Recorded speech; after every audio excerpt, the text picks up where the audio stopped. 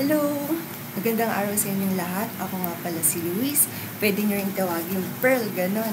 Pero bago ang lahat, gusto ko sana mag-short intro since this is my first video about sa aking medical field. And currently, I am now at my 4th year sa College of Medicine na kung saan tinatawag na clinical clerk. And ang aking pre-med ay BS in Medical Technology, kung saan sobra-sobra ako nagpapasalamat sa lahat ng taong gumabay at sumuporta sa akin na nagsilbing inspirasyon na tulad ni Lord, tulad ng family ko, and may isi-share din pala ako. I highly recommend na kung magpapacheck up kayo, dito kayo sa Austria Clinic, na kung saan marami na silang napagaling na pasyente and legit ito. Meron silang Facebook page kung saan makikita nyo yung services offered na nandun, yung mga posts nila. Talagang binabalik-balikan ng mga patients. Kasi, yun nga, tulad nga ng sabi ko kanina. So, talagang satisfied yung mga patients. Ayun. So, going back sa main part na... wait lang. So, yung meron kaming na-encounter na patient nung nasa IM rotation ako. Bale, isa siyang 70 years old, female, tapos meron siyang tubig sa puso. Ang tinatawag doon ay pericardial effusion. Pero, bakit nga ba may tubig siya sa puso? Ang usual cause nun ay pericarditis, na kung saan pag sinabing pericarditis, yun yung namamaga ang kanyang pericardium. Pero, bakit nga ba namamaga ang kanyang pericardium? Ang usual cause nun, actually marami. Pero, ang usual complaint ng patient is masakit yung dibdib niya. As in, sobrang sakit talaga. And mas lalong sasakit pag siya yung umuubo. Yun. So, ayun, yung maraming cause nun. So, isa doon yung infection, tulad ng viral, yung Coxsackie virus. Tapos, pwede rin siyang bacterial, tulad ng tuberculosis or di kaya mga staph, ganun. Tapos, pwede ring rheumatoid arthritis na kung saan pwede rin siyang inatake ng puso or di kaya may renal failure. Sa case ni patient, meron siyang ESRD. Pag sinabing ESRD, yun ay end-stage renal disease kung saan huminto ang kanyang kidney. Pero, na-treat na siya and gumaling na siya. Ngayon, balik tayo sa kanyang condition na pericardial effusion. No?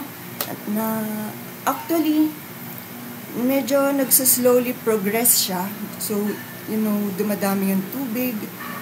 Tapos, asymptomatic siya na nag-lead na pala siya into cardiac tamponade. Tapos, malalamang cardiac tamponade dahil nakita mong low blood, hypotensive na. Tapos, nakitang meron siyang malaki yung ugat niya dito, distended ang kanyang jugular vein. Tapos, pinakinggan sa puso niya na meron siyang muffled heart sounds. Kung baga, pag pinakinggan mo, yung tibok ng puso niya, para siyang may tubig yung pagtibok. Ganun. So, ang tatlong yun, tinatawag na Beck's triad. No? Yun yung pinaka-main sa cardiac tamponade. Tapos, iba pang makikita niyo sa patient na meron siyang shortness of breath.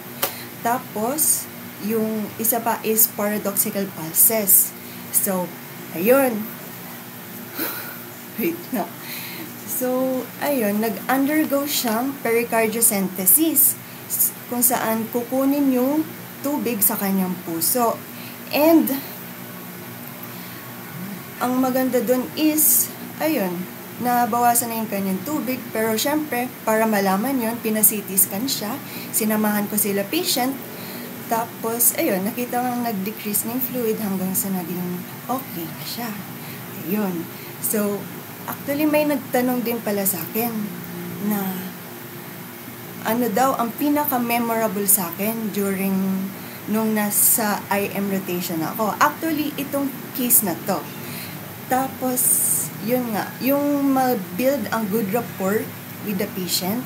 Kasi syempre, pag halimbawa nagbigay siya ng tiwala sa akin, mas makakapag-tulungan kami para mas maintindihan namin yung case, mas naintindihan ko yung case, mas natulungan namin sila, yung patient. So, ayun, mas naging cooperative. Ayun. So, basta mahalaga talaga yung good rapport with the patient, no? Palangiti mo nga yung yung anak ng patient Hello, musta kayo? Diyan. So, ayun. Bukod doon, gusto ko lang sabihin na ang aking sources ay yung sa study na ito about sa case, yung ginamit ko ay sila Robbins and Cotrans ng Pathology 10th edition. Tapos, isa na rin yung kay McPhee. McPhee and Hammer ng Pathophysiology 7th edition, saka top-notch reviewer, no? So, ito yung ginamit ko actually nung nag-aaral ako ng pato. And actually yung ginagamit kong yun, hard copy yun, since yun yung nakasanayan ko simula nung college, medtech days, gano'n. No? Na kanya-kanya naman yan. Kung saan kayo komportable, gano'n. And may sasabihin ako, actually, ipapamigay ko ang librong ito. Pathophysiology, na kung saan ako ang nag-print nung pandemic days, since ito yung pinagkakaabalahan ko. Ayan, wait lang. Papamigay ko siya sa mga taong may gusto. No? Ayun, kasi alam mo, para sa akin, pag halimbawang may knowledge, learnings, or reviewers, hindi siya para ipagdamot, no, sa mga kaklase nyo, or sa mga susunod na batch. No, maganda yung nagtutulungan. Kasi actually, ikaka-benefit nyo rin kung i-share nyo yung mga knowledge na nalalaman nyo. Kasi mas mariretain yun sa inyo. Bukod doon, nakatulong ka pa sa kapwa, di ba? So, ayun.